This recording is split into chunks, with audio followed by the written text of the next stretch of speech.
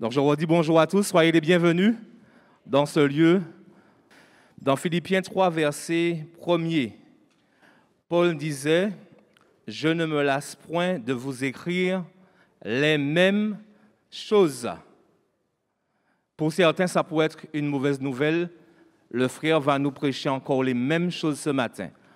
Je suis venu jusque-là, j'ai mis mon plus beau vêtement et je veux encore entendre les mêmes choses. Mais le frère n'a rien d'autre à dire. Je ne me lasse point. Si Paul l'a dit, je peux le faire comme Paul et vous dire ce matin, je ne me lasse point de vous écrire ou bien de vous dire les mêmes choses. Mais il y a une bonne nouvelle qui va avec ce verset, c'est la suite. Et pour vous, cela est salutaire. C'est une bonne chose pour toi d'entendre encore les mêmes choses ce matin.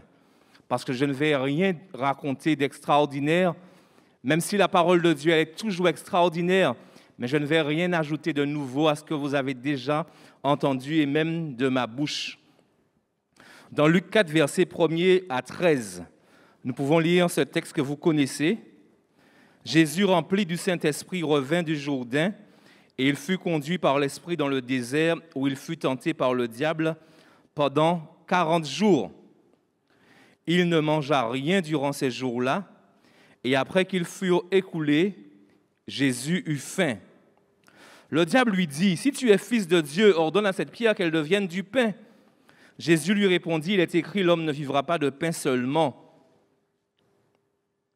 Le diable, l'ayant élevé, lui montra un instant tous les royaumes de la terre et lui dit, « Je te donnerai toute cette puissance et la gloire de ces royaumes, car elle m'a été donnée et je la donne à qui je veux.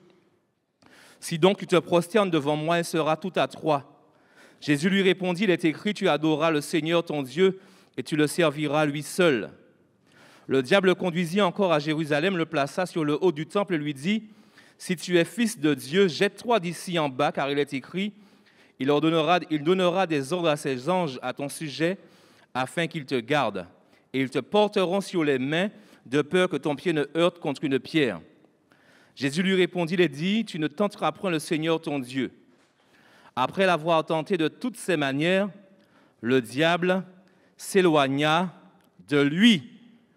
Lorsqu'on lit cela, cette belle victoire de Jésus, on pourrait dire « Alléluia, gloire à Dieu ». Est-ce que vous êtes d'accord pour dire ça? Jésus a été vainqueur, Alléluia, gloire à Dieu. Mais ce matin, nous ne dirons pas ça tout de suite. Parce que si nous lisons la suite du verset, il est écrit « jusqu'à un moment favorable ». C'est juste la vignette après. Jusqu'à un moment favorable.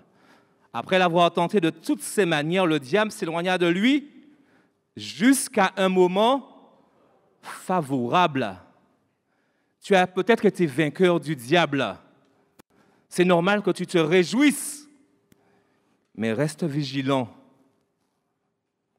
Pendant tout 2021, tu as peut-être été vainqueur, mais reste vigilant. Parce que le diable, lui, il attend un moment favorable. Et ce matin, le titre de la pensée, c'est cela, un moment favorable.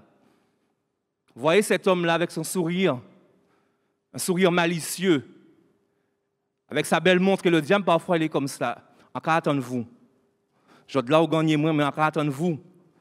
Et peut-être qu'il est en train de sourire ce matin-là parce qu'il a déjà vu que tu es en train de lui donner un accès dans ta vie et il t'attend à un moment favorable. Tu es vainqueur ce matin et c'est normal qu'on puisse louer comme on l'a fait ce matin.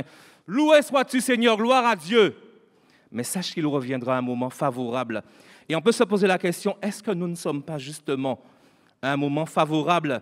Dans 1 Pierre 5, verset 8, vous voyez cette belle lionne-là? Elle est aux aguets. Et c'est l'illustration de 1 Pierre 5, verset 8. Mais si tu peux garder cette image-là dans ta tête, le diable, il est aux aguets, comme le lion qui cherche une proie qu'il va dévorer. La Bible nous dit dans 1 Pierre 5, verset 8, « Ne vous laissez pas distraire, soyez vigilants. Votre adversaire, le diable, rôde autour de vous, pas autour des autres, hein, autour de toi, autour de moi également.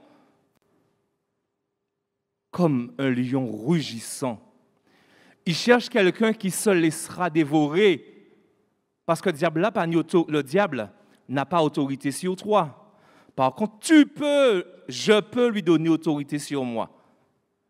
Vous voyez cette petite antilope là, juste en bas là, la gazelle. Le Seigneur nous compare à des brebis. Et le diable, le Seigneur le compare à un lion. Et le lion est là. Il cherche une brebis qui se laissera dévorer. On peut se poser la question, cette pandémie-là que nous avons traversée, que nous traversons encore, est-ce un temps favorable pour Satan? On peut se poser la question, mais la pandémie dans laquelle nous sommes là, est-ce un temps favorable pour Satan? Ce que je peux affirmer déjà, c'est que durant cette pandémie-là, des hommes et des femmes ont donné leur cœur à Jésus. Nous étions avec le frère Hélène en train entre guillemets, d'auditionner ceux qui vont prendre le cours de baptême. Et il y en a qui nous ont dit que c'est durant le confinement qu'ils ont cherché, qu'ils ont trouvé Dieu. Et on peut se dire, oui, pendant ce temps-là, Dieu travaille à sauver des hommes et des femmes. Mais il y a un autre qui travaille également durant ce temps-là. Et Paul disait, il est important que l'Église n'ignore pas les desseins du diable. Il est important que tu saches que l'ennemi t'attend également au tournant. Il est important que je sache cela. Dans Luc 21, nous pouvons lire ce texte-là. « Faites attention, leur dit Jésus. Ne vous laissez pas égarer ou encore ne vous laissez pas séduire. En effet, plusieurs viendront sous mon nom et vous diront, le Messie, c'est moi. Ou encore, dans mon église, c'est là où il y a Jésus. Et encore, le temps est venu, l'heure est arrivée, ne suivez pas de tels gens. » Au verset 9. Quand vous entendrez parler de guerre et de révolution, ne vous laissez pas effrayer. En effet, il faut que tout cela arrive d'abord. Cela ne signifie pas encore que la fin du monde viendra aussitôt après. Puis il ajouta, on verra se dresser race contre race, État contre État. Partout, il y aura de graves tremblements de terre et dans différentes régions, des épidémies et des famines séviront, des phénomènes terrifiants se produiront et dans le ciel, des signes extraordinaires apparaîtront. Tu peux rester là. Lorsque nous lisons ce texte-là, on peut le lire comme d'habitude. On peut le lire, le relire. Mais dans les temps particuliers où nous sommes, il y a un mot qui nous saute aux yeux. C'est quel mot qui vous a sauté aux yeux? Le mot épidémie. Certes, le mot pandémie n'existait pas à l'époque, ça se comprend. Mais aujourd'hui, nous parlons de pandémie. Et notre réponse, tu peux mettre la suite, oui, le mot, c'est épidémie. Et on peut se poser la question, cette pandémie, est-ce un temps favorable pour Satan? Et d'après le texte que nous venons de lire, nous pouvons affirmer, oui, les épidémies, il s'agit d'un temps favorable pour la séduction des croyants. Les épidémies, la pandémie dans laquelle M. Corona ou Mme Corona, c'est un temps favorable pour la séduction des croyants. Et vous voyez cette goutte, c'est avec larmes que nous constatons cela. On ne peut pas voir les dents dehors durant cette période, même si la Bible dit « Réjouissez-vous toujours dans le Seigneur ». L'enfant de Dieu est amené à se réjouir. Mais dans un coin, il se rappelle que durant ce temps, le diable n'arrête pas de dévorer, de dévorer, de dévorer et de dévorer encore. Et à trois particulièrement ce matin. La Bible dit « Faites attention, leur dit-il ». C'est Jésus qui insiste auprès de moi, auprès de toi. Ne vous laissez pas égarer. Ne vous laissez pas séduire durant cette pandémie. En effet, plusieurs viendront sous mon nom et vous diront « Le Messie, c'est moi ». Et encore, le temps est venu, l'heure est arrivée. Ne suivez pas de tels gens. Aujourd'hui, tout le monde se dit prophète. Tout le monde a envie de dire « Dieu m'avait déjà dit qu'il y aurait cette épidémie ». Vous avez déjà entendu cela? Et qu'est-ce qu'ils ont fait pour cela? Si Dieu leur avait déjà dit ça, pourquoi est-ce qu'ils n'ont pas acheté des masques pour leur église? Puisque Dieu leur avait déjà révélé qu'il y aurait une épidémie. Tout le monde se dit prophète. La Bible nous dit « Ne les suivez pas ». Ne les suivez pas. Dans Matthieu 7, verset 15, la Bible dit « Gardez-vous des faux prophètes. Ils viennent à vous en vêtements de brebis, mais au-dedans, ce sont des loups Qu'est-ce qu'un ravisseur vient faire? Qu'est-ce qu'il vient faire? Un ravisseur, il vient voler. Il vient prendre ce qui n'est pas à lui. Et beaucoup de chrétiens seront ravis. Ils ne se rendront même pas compte de cela. Parce qu'ils vont se laisser séduire à cause des temps difficiles. La Bible nous dit dans Actes 20, verset 38, verset 28, prenez donc, et là il s'adresse aux responsables, particulièrement aux responsables d'église. La Bible dit, c'est Paul qui dira ça aux anciens, prenez donc garde à vous-même et à tout le troupeau sur lequel le Saint-Esprit vous a établi évêque, pour paître l'église du Seigneur qui s'est acquise par son propre sang. Et Paul dira aux anciens, je sais qu'il s'introduira parmi vous à grand camp, il ne s'est pas noté à grand camp, après mon départ des loups cruels qui n'épargneront pas le troupeau, et qu'il s'élèvera du milieu de vous des hommes qui enseigneront des choses pernicieuses pour entraîner les disciples après eux. Veillez donc, vous souvenant que durant 3 années, je ne cessais nuit et jour d'exhorter avec larmes chacun de vous, et je puis dire que je m'associe à Paul. Peut-être certains me diront que frère, tu as une mine parfois dure, parfois tu nous parles, tu insistes un peu trop, mais c'est de tout mon cœur.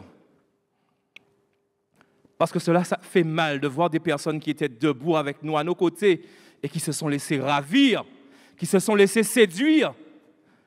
Et on a envie d'avertir les autres, ne vous laissez pas séduire. Ces temps, c'est un moment favorable pour Satan. Un moment pour diviser. Un moment pour dérober, pour voler. On peut se poser la question, pourquoi est-ce un temps favorable pour la séduction des croyants? Pourquoi est-ce un temps favorable? On peut se dire à cause de cela. Oui. Vous voyez, l'antilope, elle est là seule. C'est parce qu'elle s'est retrouvée seule que le diable... Je ne sais pas si vous avez déjà vu dans des films, dans des documentaires, comment les lions, ils attaquent. Ils attendent la brebis qui va se laisser un petit peu égarée. Elle va rester seule dans un coin pour brouter l'herbe, etc. Ou bien celle qui est la plus faible. Et durant cette période, il y a ce qu'on appelle le confinement, qui a fait que plusieurs sont restés seuls. Donc, quand on regarde cette période-là, on peut dire oui, c'est un moment favorable. Parce que certains, peut-être, n'ont pas reçu un coup de téléphone des chrétiens, de moi-même peut-être. Sois vigilant. Sois vigilant, ne reste pas seul. Parfois, c'est notre orgueil qui fait que nous restons seuls. Pour monde pas prier, moi pas prier, pour monde plutôt. Appelle. Quand tu as mal, appelle au secours. Ne reste pas seul dans ton coin, tu vas te faire dévorer par le diable. Tu vas te faire dévorer par le diable, puisque nous l'avons lu dans 1 Pierre 5,8, il cherche quelqu'un qui se laissera dévorer. Tu ne pourras accuser personne d'avoir été dévoré. Ne reste pas seul. Pourquoi est-ce un temps favorable également à cause de cela? Vous voyez ce petit bonhomme-là? Avec un point d'interrogation, on a l'impression que c'est un fardeau pour lui. Parce que durant cette période-là, trop de personnes parmi nous, trop de chrétiens cherchent à vouloir tout comprendre. Ils cherchent à vouloir tout comprendre. Mais pourquoi il y a ça? Pourquoi? Est-ce que le masque, ce n'est pas Satan qui est derrière ça? Est-ce que ce n'est pas Satan qui a créé le Covid? Et tu es en train de perdre du temps.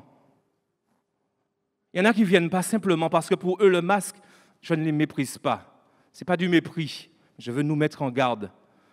Parce qu'ils ont lu peut-être, ou bien ils ont regardé sur ces WhatsApp. On leur a dit que si des églises ont accepté le masque, c'est parce qu'ils se sont soumis à Satan. Et ils préfèrent rester chez eux. Parce que c'est le diable qui est derrière ça. N'allez pas écouter ça, bien-aimés. Tout c'est Satan.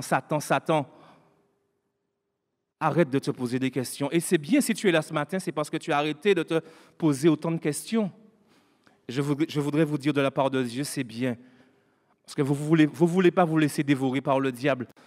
Trop de questions, trop de débats parmi nous-mêmes. On veut tout comprendre de cette situation-là. Personnellement, je n'y comprends pas grand-chose. Je ne vais pas prétendre non plus que Dieu m'a révélé que le Covid, c'est ci, c'est ça. Arrêtez de suivre ces personnes-là. On veut tout comprendre. La Bible dit, pour nous aider, dans Deutéronome 29, verset 29, les choses cachées sont à l'Éternel, notre Dieu. Les choses révélées sont à nous. On peut rester là. Les choses cachées sont à l'Éternel. Il y a des choses que nous allons comprendre seulement une fois que nous serons là-haut. Si tu veux tout comprendre, c'est normal que tu sois tout le temps sur un portable, surtout à vouloir comprendre. Et tu seras, un coup, tu vas croire ça, un autre coup, tu vas croire ça. Et tu seras dans l'église, mais tu seras triste. Parce que tu auras l'impression qu'on te ment, que le pasteur, c'est un menteur, que les anciens, ce sont des menteurs, etc., qu'ils n'ont rien compris. Abandonne toutes ces questions. La Bible dit, faites attention, et je le redis encore. Faites attention, leur dit Jésus. Ne vous laissez pas égarer, ne vous laissez pas séduire par toutes ces personnes qui écrivent « Voilà la raison du Covid, voilà ci, voilà ça, voilà ça ». Pour monde pas savent. En français, personne ne sait, seul Dieu sait. Je serais un menteur si je viens affirmer là, c'est Satan qui a envoyé le Covid. Je serais un menteur. Nous pas connaître. Un jour, nous comprendrons ces choses-là. Certains se laisseront dévorer aussi à cause de cela. Vous voyez ce bébé-là, qu'est-ce qu'il est en train de faire? Il y a quelqu'un dans la salle? Le bébé est en train de pleurer. Les mamans, est-ce que c'est normal qu'un bébé pleure? C'est normal qu'un bébé pleure. Je vais vous poser une autre question. Est-ce que c'est normal qu'un chrétien pleure? Est-ce que c'est normal qu'un chrétien puisse passer par la souffrance? N'écoutez pas ceux qui vous disent qu'un chrétien ne doit pas souffrir. Parce que cette épidémie-là, cette pandémie-là, c'est un temps de souffrance où même des chrétiens perdent leur travail. Certains prophètes vont vous dire, c'est pas normal ça. Tu es un vainqueur. C'est le diable qui a pris ton boulot. Ils vont vous dire, viens chez moi, viens dans mon église. Nous sommes des vainqueurs. Bien-aimés, ne vous laissez pas séduire. Ne vous laissez pas séduire. Il est normal qu'un chrétien puisse passer par des moments difficiles et même mourir du Covid. Ça peut arriver, hein? Cela peut arriver. Nous avons perdu des bien-aimés comme cela. Mais nous ne sommes pas dans un désespoir. Ils sont avec le Seigneur. La souffrance fait partie de la vie également du chrétien. Paul dira à Timothée dans 2 Timothée 1, verset 8, « Timothée n'est donc point honte du témoignage à rendre à notre Seigneur, ni de moi, son prisonnier, mais souffre avec moi pour l'Évangile. Si à cause de l'Évangile tu souffres, mon frère, ma sœur, tu es dans le plan de Dieu. » Ne nous croyons surtout pas forts en face de ces avertissements, parce que certains peuvent dire ce matin, moi, en fort. Tout ce que le frère dit là, je connais déjà cela. Et je n'ai pas peur. Même si je suis seul dans mon coin, je suis vainqueur. Le frère a dit, pleurez, moi, je ne pleure plus, moi, parce que je suis un vainqueur. Bien-aimé, ne te crois pas fort. Si tu es fort, c'est parce que ton Dieu te rend fort. Il y a un jeune homme qui s'est cru fort. Et peut-être qu'il dans la salle, il y a un jeune homme ou bien quelqu'un de plus âgé qui pense comme ce jeune homme. On va le retrouver dans la Bible, dans Proverbe 7, versets 1 à 26. Et suivez attentivement ce jeune homme avec moi. Dans Proverbe, nous pouvons lire ce texte au verset 1, Proverbe 7, verset 1. « Mon fils, retiens mes paroles et garde avec toi mes préceptes. Observe mes préceptes ou encore ma parole et tu vivras. Garde mon enseignement comme la prunelle de tes yeux. Lis-les sur tes doigts, écris-les sur la table de ton cœur. Dis à la sagesse, tu es ma sœur, et appelle l'intelligence ton amie, pour qu'elle te préserve de la femme étrangère, de l'étrangère qui emploie des paroles doucereuses. Nous parlons de séduction ce matin. J'étais à la fenêtre de ma maison et je regardais à travers mon treillis. J'aperçus parmi les stupides, je remarquai parmi les jeunes gens un garçon dépourvu de sens. Il passait dans la rue près de l'angle où se tenait une de ces étrangères et il se dirigeait lentement du côté de sa demeure. C'était au crépuscule, pendant la soirée, au milieu de la nuit et de l'obscurité. Nous parlons ce matin du diable, des ténèbres. Et voici, ce jeune homme fut abordé par une femme ayant la mise d'une prostituée et la ruse dans le cœur, un peu comme Satan, un homme rusé, enfin une créature, je ne dirais pas un homme. Elle était bruyante, cette femme, et rétive. Ses pieds ne restaient pas dans sa maison, tantôt dans la rue, tantôt sur les places, et près de tous les angles, elle était aux aguets, comme le lion qui regarde. La femme, elle est aux aguets.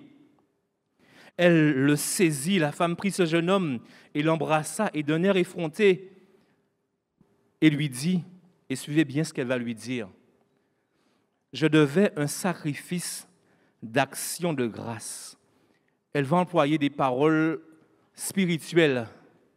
Et le diable, quand il vient comme un loup déguisé en brebis. Donc, pour nous séduire, il ne va pas employer n'importe quelle parole, hein. Il va employer des choses spirituelles. Et cette femme va dire à ce jeune homme, certainement un jeune chrétien, « Je devais un sacrifice d'action de grâce. Aujourd'hui, j'ai accompli mes vœux, c'est pourquoi je suis sorti au-devant de toi pour te chercher et je t'ai trouvé. J'ai orné mon lit de couverture, de tapis, de fil d'Égypte. J'ai parfumé ma couche de myrrhe, d'aloe et de cinnamome. Viens, enivrons-nous d'amour. » Vous voyez le mot l'amour, parfois on met l'amour dans toutes les sauces. Même quand le péché, là on parle d'amour. Quand un homme trompe sa femme, on dit il va faire l'amour. C'est triste ça, hein? Viens, enivrons-nous d'amour jusqu'au matin, livrons-nous joyeusement à la volupté, car mon mari n'est pas à la maison, il est parti pour un voyage lointain. Il a pris avec lui le sac de l'argent, il ne reviendra à la maison qu'à la nouvelle lune. Elle le séduisit. À force de quoi? À force de paroles, à force d'écouter, bité, vous serez séduits. C'est à force de paroles, elle va réussir à le séduire. Elle l'entraîna par ses lèvres doucereuses. « Mon doudou, mon cœur, mon chéri, viens !» Il se mit tout à coup à la suivre comme le bœuf qui va à la boucherie, comme un fou qu'on lie pour le châtier, jusqu'à ce qu'une flèche lui perce le froid comme l'oiseau qui se précipite dans le filet, sans savoir que c'est au prix de sa vie. Et maintenant, mes fils, écoutez-moi et soyez attentifs aux paroles de ma bouche, que ton cœur ne se détourne pas vers les voies d'une telle femme.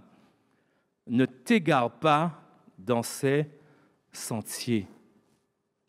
Et le verset le plus important, en tout cas pour nous ce matin, c'est le verset qui va suivre, le verset 26. « Car nombreuses sont ses victimes blessées à mort, et ceux qu'elle a fait périr comptent parmi les plus robustes. » Les gens qui étaient les plus costauds, les gens sur qui on pensait s'appuyer, des gens que nous voyons même comme des modèles, ce sont eux qui se sont laissés séduire et qui sont morts bien longtemps avant ceux qui étaient sages. Bien-aimés, vous n'êtes pas des Superman. Quand la Bible nous dit quelque chose, n'essayons pas de démontrer à Dieu que « Seigneur, tu dis ça, mais moi, je pense que je peux faire comme cela. » Si la Bible nous dit cela, bien-aimés, soyons prudents, soyons vigilants. Ne te crois surtout pas fort en face de ces avertissements. La Bible dit dans Proverbe 22, verset 3, tu peux mettre la suite, Proverbe 22, verset 3, pardon. L'homme avisé, Proverbe 22, verset 3, l'homme avisé voit venir le malheur et se met à l'abri. L'homme sans expérience poursuit son chemin et en subira les conséquences. L'homme avisé voit venir le malheur. L'homme sans expérience poursuit son chemin et en subira les conséquences. Tu peux mettre celui qui était juste avant dans 1 Corinthiens 10, verset 12, juste avant, en rouge. C'est pourquoi, 1 Corinthiens 10, verset 12, c'est pourquoi si quelqu'un se croit fort parmi nous ce matin, il a particulièrement besoin de veiller à ne pas tomber dans le péché. Si tu te crois fort, tu as particulièrement besoin de veiller pour ne pas tomber dans le péché. Face à ces choses-là, nous devons nous montrer petits, comme les enfants qui obéissent à leurs parents, parfois même sans comprendre. Seigneur, tu es grand. Tu sais pourquoi tu dis cela, je veux simplement obéir. Nous voulons avancer en disant que la victoire est possible. Parce que tout ce que je dis là, ça peut paraître négatif, mais la victoire est possible, mais seulement en imitant Jésus. Vous voyez cet homme-là, il est content, il a fait son long marathon et il est vainqueur. C'est possible. La lutte spirituelle, Paul le compare à une course, mais c'est seulement quand tu vas imiter Jésus. Et on va revenir au texte qu'on a vu au tout début. Lorsque Jésus a été tenté, la Bible dit dans Luc 4, versets 1 à 13, Jésus, rempli du Saint-Esprit, revint du Jourdain et il fut conduit par l'Esprit dans le désert, où il fut tenté par le diable pendant 40 jours. Jésus a été vainqueur parce qu'il était rempli du Saint-Esprit. Si tu veux être un vainqueur, tu dois également être rempli du Saint-Esprit. Paul dira aux Éphésiens, dans Éphésiens 5, verset 18, « Ne vous enivrez pas de vin, c'est de la débauche. Soyez au contraire remplis de l'Esprit. » Mon frère, ma sœur, même les enfants, nous devons chercher à être remplis de l'Esprit. Manger la parole de Dieu, être tout le temps dans la louange. Pourquoi devons-nous être remplis de l'Esprit? Vous voyez ces personnes, particulièrement à la Guadeloupe, ça parle beaucoup. Ils sont en train de faire quoi? De l'essence. Parce que certains ont laissé le bac quasiment vide alors qu'il y avait une crise. On a annoncé qu'il y aura grève d'essence. Je ne vous dis pas qu'il y a grève d'essence bientôt, hein, n'allez pas. Mais nous, particulièrement en Guadeloupe, on sait ce que c'est. Pour éviter d'être pris de court au moment de la crise, on fait vite. On va remplir le bac à essence et on va même jusqu'à remplir des bidons. Le Seigneur nous a dit que ce temps de pandémie, ça sera un temps difficile. Seulement ceux qui seront remplis de l'Esprit, seulement ceux qui vont remplir leur bidon avec l'Esprit de Dieu pourront résister. Bien-aimés, c'est un temps difficile. D'ailleurs, même si je ne vous le dis pas, vous le savez, vous voyez comment le diable ravit certains de vos amis. Vous le voyez. Des gens qui avaient la foi aujourd'hui ne croient même plus. C'est un temps favorable. C'est un temps favorable et le Saint-Esprit, voilà son rôle dans Jean 14, verset 26. C'est une version appelée la Bible du semeur. Mais le défenseur en justice, le Saint-Esprit, que le Père enverra en mon nom, vous enseignera toutes choses et vous rappellera tout ce que je vous ai dit moi-même. Pourquoi être rempli de l'Esprit? Parce que l'Esprit a un rôle bien précis. Rappeler aux enfants de Dieu ce que la parole dit dans les temps difficiles. Jésus a été vainqueur parce que Jésus a dit « Il est écrit ». Le Saint-Esprit sera là pour te rappeler, pour me rappeler. Je ne sais pas pour vous, hein. Parfois, quand je suis en difficulté, je suis tout proche de péché. Il y a une parole de l'Esprit qui vient, une parole des Écritures qui vient et me rappelle, attention, voilà ce que Dieu dit. Cela vous arrive également. C'est là le rôle du Saint-Esprit. Nous rappeler la parole de Dieu et nous devons chercher à être remplis de l'Esprit.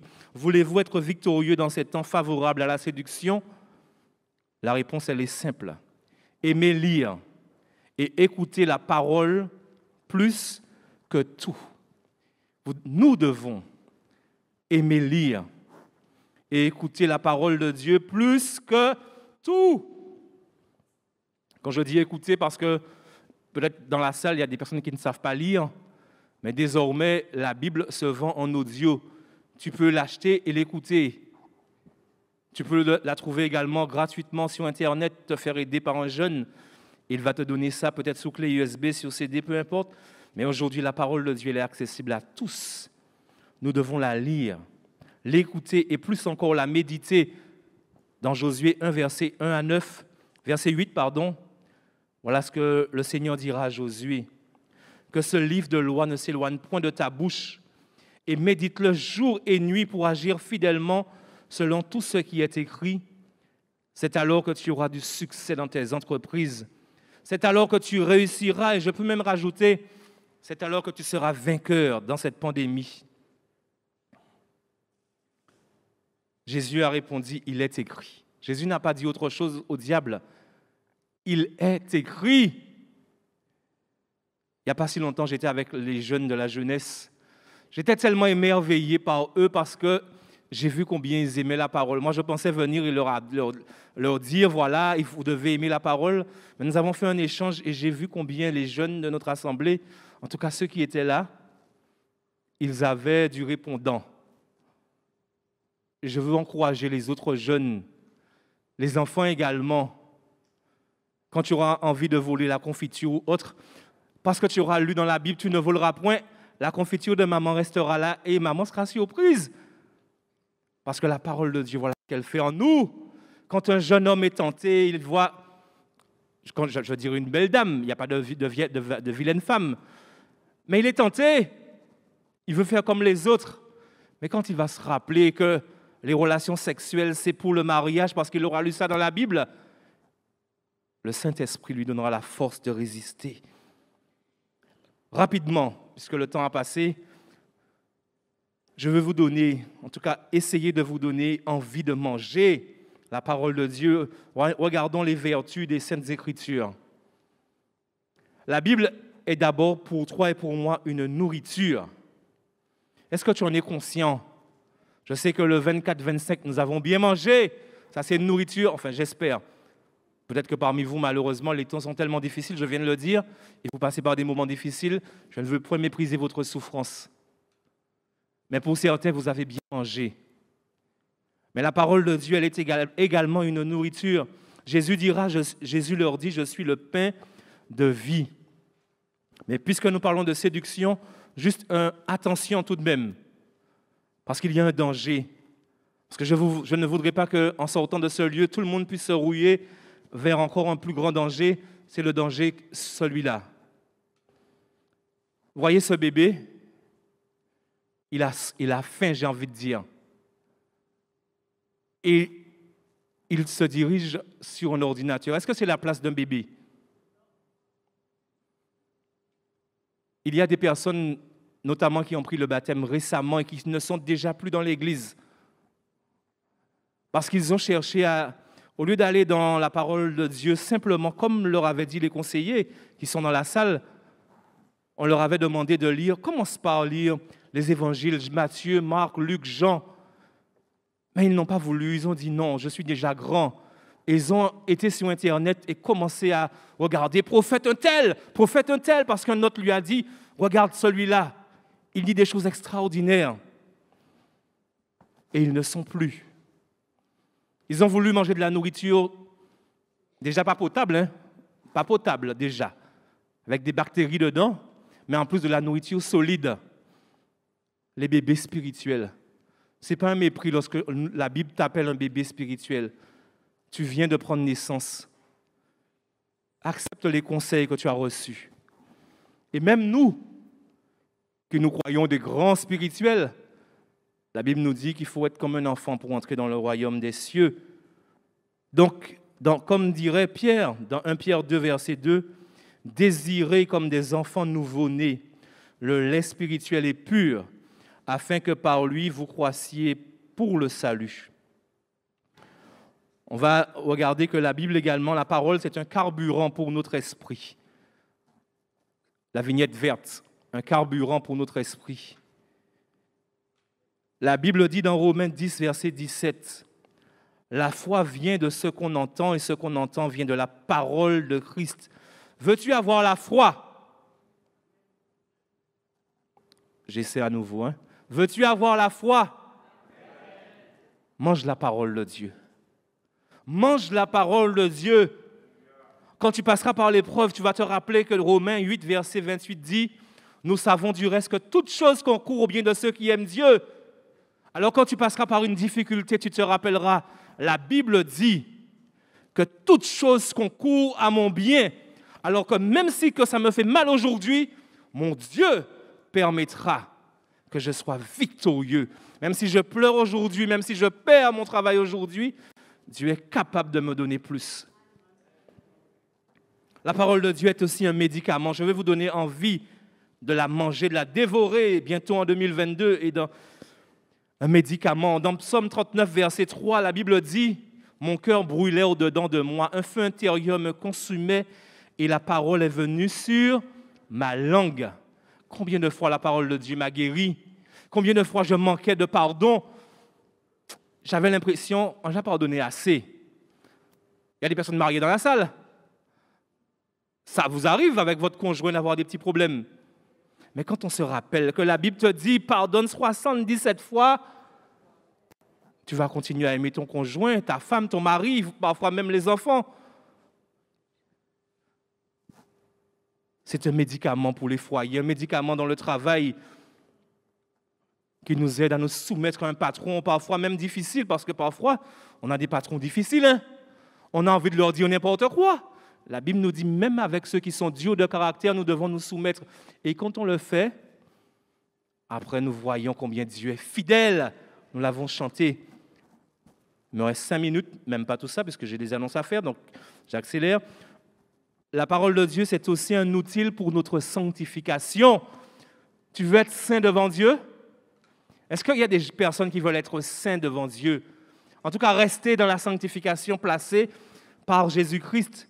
Dans le psaume 119, verset 11, il est dit « Je serre ta parole dans mon cœur afin de ne pas pécher contre toi. » Tu veux être debout dans ces temps de séduction, dans ces temps de pandémie?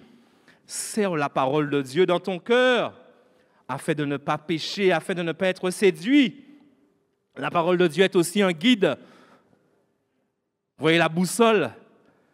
On ne cherche pas où aller, qu'est-ce que mon Dieu dit? Tu veux te marier, tu veux savoir comment faire, etc., etc. Lis la Bible. La Bible dit dans le psaume 119, verset 105, « Ta parole est une lampe à mes pieds et une lumière sous mon sentier. » Ta parole est une lampe à mes pieds, une lumière sous mon sentier. La parole de Dieu est aussi une arme. Nous avons vu Jésus l'utiliser. La Bible dit, dans Éphésiens 6, verset 17, « Prenez aussi le casque du salut et l'épée de l'Esprit qui est la parole de Dieu. » C'est le seul moyen d'être vainqueur dans ces temps de pandémie. Durant ces temps de confinement, tu peux mettre la vignette « Un moment favorable », celle qui vient juste après. Un moment favorable, celle qui vient juste après. Certains se sont retrouvés à la maison seuls et avec un outil entre les mains. Je ne dirais pas que la télé, c'est le diable, je ne dirais jamais ça. Par contre, le diable peut l'utiliser. Je ne sais pas si vous avez observé comme moi, mais les films actuellement sont bombardés d'homosexualité. Je ne sais pas si vous l'avez constaté, hein? Même les petits films qu'on regardait bien gentiment avant, on nous bombarde, on veut nous faire accepter ces choses-là. Si tu n'as pas la parole de Dieu en main, et je veux rappeler au moins un verset qui condamne ces choses-là, dans Lévitique 18, verset 22, la Bible dit clairement « Tu ne coucheras point avec un homme comme on couche avec une femme. » C'est une abomination. Et depuis qu'on parle de Corona, je ne sais pas si vous avez observé, mais il y a une intensification de cela à la télévision, même dans les publicités. Tu as besoin de savoir cela, que Dieu condamne, par exemple, l'homosexualité. Et que surtout, qu'à ses yeux, c'est une abomination. Donc cela veut dire quoi? Et c'est un avertissement que je nous donne. Quand nous voyons ça à la télé, qu'est-ce que nous devons faire? Changer de chaîne. Et surtout abandonner la série qu'on aimait, puisque désormais, Zoadan, vous devez rejeter ces choses-là, parce que vous allez vous laisser séduire. Et après, on verra des personnes ici qui viendront un jour, j'espère le plus tard possible, et que ça n'arrivera jamais, qui diront, pasteur, un frère va venir, j'espère que ça n'arrivera pas, Seigneur, garde-nous, et qui viendra dans le bureau du pasteur, pasteur, je suis amoureux d'un homme. Est-ce que tu peux célébrer mon mariage? Parce qu'il se laissera séduire. Soyez vigilants dans ces temps de pandémie. Vous devez avoir la parole de Dieu parce qu'on vous fera croire des choses et vous devrez être capable avec la parole de Dieu. Je devrais, ce n'est pas à vous que je parle à tout le monde, moi compris le premier. Je devrais être capable. La Bible dit dans Habakkuk 1, verset 13, « Tes yeux sont trop purs pour voir le diable et tu ne peux regarder l'iniquité. » Et toi aussi, tu as les yeux de Dieu, hein, puisque nous disons que nous sommes le temple du Saint-Esprit. Donc, plus question qu'un chrétien soit devant sa télé et regarde une femme embrasser une femme. On est d'accord avec ça, bien-aimés? N'attristons pas le Saint-Esprit. N'attristons pas Ne te crois pas plus fort que ça. Je peux regarder cela, ça ne va rien me faire. Tu seras contaminé. C'est comme si je dis, j'enlève mon masque, plus de gestes barrières, je n'aurai pas de corona. Soyez sages, soyons sages. Je termine la conclusion. Nous insistons, oui, c'est un moment favorable. C'est un moment favorable où le diable cherche à détruire. Il cherche à me détruire. Il cherche à te détruire, détruire vos enfants. Voulez-vous être gardés par Dieu? On l'a vu simplement. On termine avec un texte que notre frère Pierre Roseman nous a fait méditer récemment, la semaine dernière, dans Apocalypse 3, verset 10. « Parce que tu as gardé la parole de la persévérance en moi, je te garderai aussi à l'heure de la tentation qui va venir sur le monde entier pour éprouver les habitants de la terre. » Est-ce que je peux vous demander un effort? Est-ce qu'on peut relire ce verset-là, ceux qui le veulent, ensemble? Parce que tu as gardé la parole de la persévérance en moi, je te garderai aussi à l'heure de la tentation qui va venir sur le monde entier pour éprouver les habitants de la terre. Amen. Bien-aimé, garde la parole de la persévérance. Garde la parole de la persévérance et on va prier. Éternel notre Dieu, nous te bénissons, Seigneur, pour ces avertissements. Nous prions afin que tu nous gardes et tu nous montres ce matin comment nous devons nous-mêmes contribuer à être gardés de la séduction en aimant particulièrement ta parole. Je prie afin que l'Esprit de Dieu vienne convaincre chacun dans cette salle. Que ce que je n'ai pu dire avec des mots, que l'Esprit de Dieu passe dans ses rangs et nous aide à comprendre et surtout à mettre en pratique tes conseils. S'il y a eu des erreurs qui se sont glissées dans ce que j'ai pu dire, je prie afin que l'Esprit de Dieu là aussi vienne et corrige. Merci pour tout. Que l'Église puisse aimer ta parole. Nous te bénissons au nom de Jésus. Amen.